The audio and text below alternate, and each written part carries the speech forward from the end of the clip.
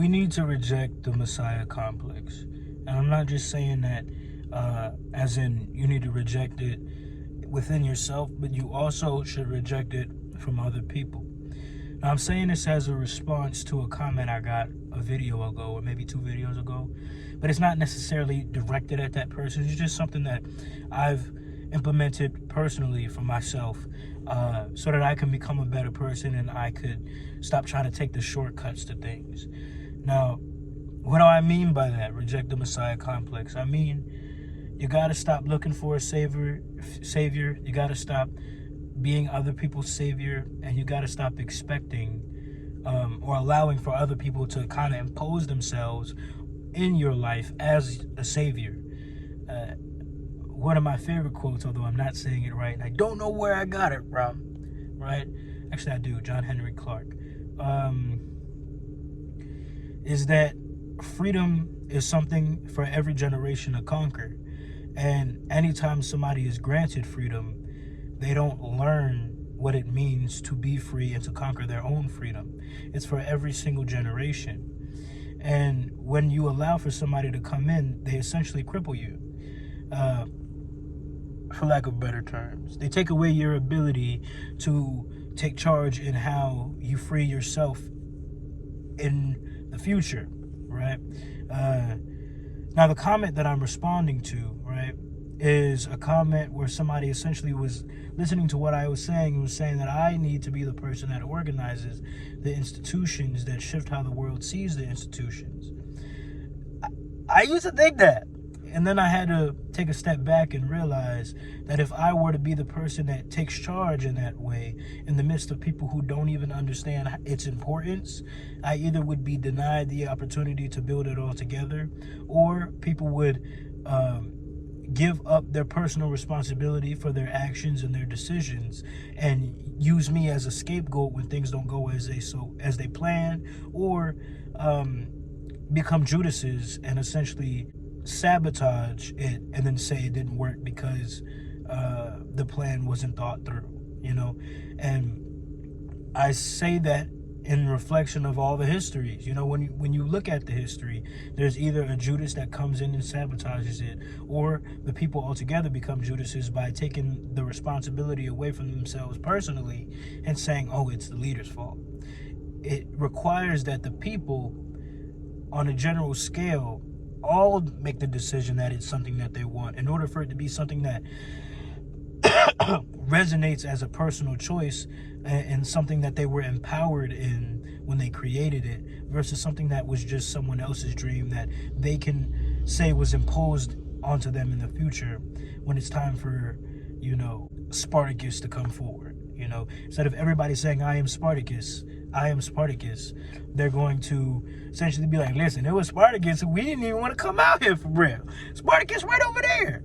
Even though Spartacus might have came forward, and I'm not talking about the specific story of Spartacus, right? But Spartacus might have came forward and say, this is what we all want, this is the best way we all should do it. And the people saying, yeah, you're right. And then all deciding to mount their own swords and shields into battle because they were convinced that that was the way to go. So we should step away from looking for messiahs and step away from trying to be the messiah and step away from allowing people to say, hey, I'm the one that has the truth that you're looking for, and you need to follow me or else you're a fool. You should also, and that's a big part, right? We should be looking for signs and kind of red flags that show us that somebody is actually just being manipulative. And if we're constantly looking for messiahs or allowing people to impose themselves in our lives as messiahs, it's going to be harder for us to be able to discern whether or not somebody is just trying to manipulate our God power, our focus, and our attention to get them whatever they so want. We constantly are looking for messiahs because we really don't either have the time or the faith to be able to do our own personal research and truly value our responses to what we're learning, because we rather be in a state of disempowerment. And we see it all the time when people don't want to make decisions. They just want God to make the decisions for them. If God won't make a decision for you, why would you think that somebody else wanting to be positioned in your life as the decision maker is somebody who has your best interest at heart?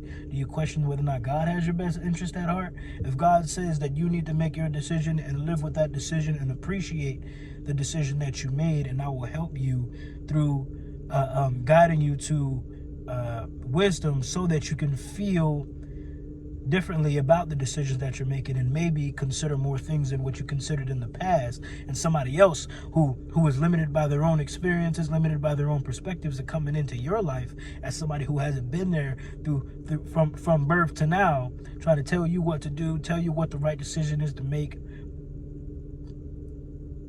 How would you define their motives? You know, that you should take seriously those who are coming in trying to make decisions for you. You should take seriously where you project your life to go enough to not allow for somebody to come in and make those decisions for you. But a lot of times we don't take ourselves seriously enough.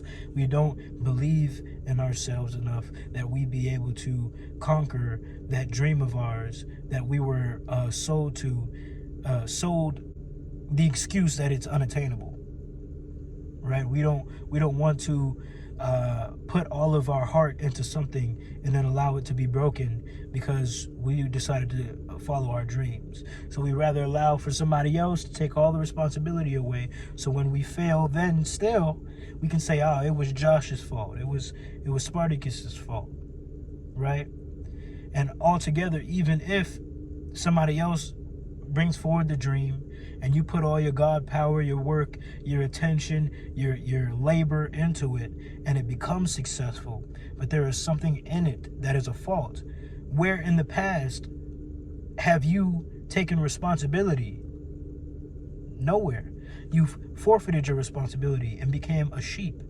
So when something isn't right, instead of you seeing that issue, taking responsibility in that, because you don't have a history of responsibility, you're going to go and you're going to blame the person that led you to where you are, right? And say, you're the problem. Think of Moses. Even though, I digress. Think of Moses. He freed the Hebrews, and there was a lack of food, and they assumed that he also wasn't hungry. And they said, "Come on, man, you took us all this far. You did this. You. If you believe in this God so much, then you need to tell that God that we need food. You. Instead of being like, is there something we can do? Can you ask your God, is there something that we can offer? There was no level of responsibility in them because they allowed for Moses to be their savior and put all of their willpower into Moses, right? Instead of asking for maybe a bit of that relationship that Moses had so that they can find some power in that experience. But instead of that, they moved on very disempowered. And because Moses was their Messiah, they asked Moses, "Why aren't you providing the things that I want?" Instead of noticing that there was just something that was miscalculated from the beginning of that journey that they might need some recalibration about. Granted, because Moses was who he was, he went to the top of that thing and he found, right, the answers that those people were looking for. But they played the blame game, right, and they used him as a scapegoat, even though he supposedly freed them from slavery, right? Excuse me. I believe that if we're going to go about building a new institution, the very first step and the most important step is education. If the people come across all the information that I've come across, at the very least, and don't come to the same conclusion that I have, then it's only right for them to come to their own conclusions and for them to create their own institutions based on the foundations that they choose. The foundations that I chose, right? Although I will always consider them to be the most right answer, because of my perspective and my experiences and my intentions that I'm putting into it, because of my innocent motives. Excuse me. Those are the parameters, the boundaries, the ideas, right, that I consider to be what will build an institution that could push the human race into a whole new experience, a whole new reflection of what life really is, a whole new life, a whole new world. You know what I'm saying? But if other people come across that information and they come in with innocent motives and innocent intentions as well, and they come to something different, then they have every right to build that. And if they choose to organize themselves from an educated place instead of an uneducated place, and it's an instilled piece of everybody, then there will be not one single Messiah, but instead a single energy, a single idea, a single end goal that everybody will consider a piece of them, something that they all deserve, something that they all truly want. And they'll know that. They'll be able to communicate that. We all do want a world where there is a centralized healthcare system, a free healthcare system. We all do want a world where every children has the ability to elevate their lives as they so choose, however they choose to define it. And we do want a world where every child has a foundation of education, because we believe it to be a human right. That also means that we want an education system that is personalized to every child, so that every single child, however they may come, may have the best education that they could possibly have. We all have to be centered in that, instead of feeling like somebody has come and convinced us of it, and so therefore it is an imposed idea that we must abide to, as long as we decide to make that person somebody who has power over us. That way, when that person decides, whoever we decide to be a leader, the main organizer, because I won't veer off to the side. Whoever we decide to be the most centered organizer of that, if they start moving in ways that we don't feel is in alignment with the end goal that we all have, then we can seriously, and from an educated standpoint, have that conversation and redirect as we so need to. But if nobody, or if most people are not stepping into that from an educated standpoint, then it's so easy for them to put forth labor, effort, and attention towards something that isn't going towards that end goal that is supposedly supposed to be beneficial for them. I think about Rajneeshpuram, right? They all have this idea, yes, this world where we do this and this city where we do this is great, but they were under leadership that was making decisions that she thought would have helped create or maintain this this city, but she was going about it in a way that the people did not co-sign. And it, although it was not the downfall of Rajneeshpuram, it absolutely was a justification for Rajneeshpuram being taken down. You dig what I'm saying? But I digress. I don't want. I can have another video about cults, right? Or we can look at Jim Jones, right? Jim Jones taught things that helped people feel like they were speaking to somebody who was elevated, who was so great, right? But it got to a point where it was such an egotistical place for him that they went and they decided that they were going to go to him and build a haven with him, right? And it was so great for people. But then he started to make decisions based out of fear.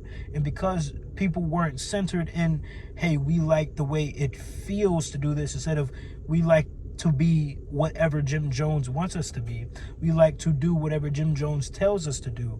It was so easy for their lives to become whatever he dictated it to be, and for it to be over when he dictated it to be over. We must resist the Messiah complex. We must not allow ourselves to take other people's responsibility away from them, and or allow other people to come in and take our responsibility away from us. Responsibility is a weight. It absolutely is. We should not consider that somebody else is going to take that weight away from us willfully and do good with it, because things have a price, you know. So if you're being responsible for you is going to weigh on that person, and they're trying to pull the responsibility away from others as well and hold all of that weight, do you truly believe that they're going to be responsible with that? These are things we have to ask ourselves and question whether or not our lives are worth gambling with. So no, I'm not going to be anybody's Messiah. I'm not going to waste the effort and the hope of the people to do something that I believe is going to help, just for it to not come from innocent motives of them, because we can't control other people's motives. I can sit here and be like, we're going to build this, but don't you make me your Messiah. We're going to do this, but don't you make me your Messiah. Who's like that? Jesus. Jesus was like, yes, I am doing this. And if you go to heaven, you can tell them that I sent you. That doesn't mean that you got here because you consider me your savior, but instead, if you're questioning whether or not you get to go to heaven because you are not a Hebrew, which is what he meant, because you're not a Hebrew, let them know that this Hebrew said that you can come. That's all he was saying, right? And then he furthermore said, but if you come to heaven because you say that I am God, I will ignore you in heaven because I am not God. Source is God. Don't try to limit heaven for people because they do not have connections to me, when I am simply trying to teach you that you do not have to be a Hebrew to be able to live an elevated life and to be able to experience spirituality, or the spiritual essence of the universe, from a place that is extended from your body. Just because you're not a Hebrew, you get to experience it as well. That doesn't mean you then turn me into a new religion and then say that when people do not accept me in, they now don't have access to the spiritual essence of the universe. That's, you know, so he was sitting there saying, follow me, but do not turn me into your God. And what do we do today? We call him the Lord. But I digress. So we can sit here and say, okay, I'll just make sure that people don't turn me into a Messiah, but I'll be their leader. How do you do that? You make sure that it is their intention first to go about that goal before you allow yourself to become the main organizer. How do we make sure of that? We make sure that we only organize people that are consenting from an informed place. Because although they may think that they are consenting in the moment, they do not know fully that they are consenting because they are undereducated. This may not seem connected, but it is. Because when we talk about people who start romantic relationships with people who are young, right? And they say, well, that person said that they wanted to, so they did consent. The reason why we don't consent as people who are too young to understand is because we don't understand. So when they're underage, the reason why it's still non-consensual is because relative to how much of life they've lived and how many experiences they have to be able to connect what they're consenting to, right? It's drastically smaller than that of an adult. So a child can say, hey, yes, I would love to marry you and I would love to live with you for the rest of my life at 12. But that's drastically different than somebody making that decision at 25 because of how much of life they've lived, how many cycles of life they've experienced, and how different they see the world because of that. So when a child says, yes, I would love, they're saying that from a state of being uninformed, even though they don't know it, even though you don't know it. Now you do. So that's why that in of itself just cannot be consent. So when we are thinking about organizing people and trying to organize them from a state that is informed, right? Them trying to forfeit, fuck it. Them trying to forfeit their responsibility is a sign that they're stepping into it from an uninformed place, and that they might be centering you in the end goal versus the actual world that you're trying to build. So we got to prevent the Messiah complex from kicking in when we are organizing people by requiring that they are informed. Hopefully that helps. Hopefully you all are getting what I'm saying. If not, stay tuned. There will be plenty of other times that we go over this, so that you can better understand from all these different ways of looking at it. But I'm going to stop yapping because I'll just keep repeating myself. Bless you. Have a great day. Talk to you next time.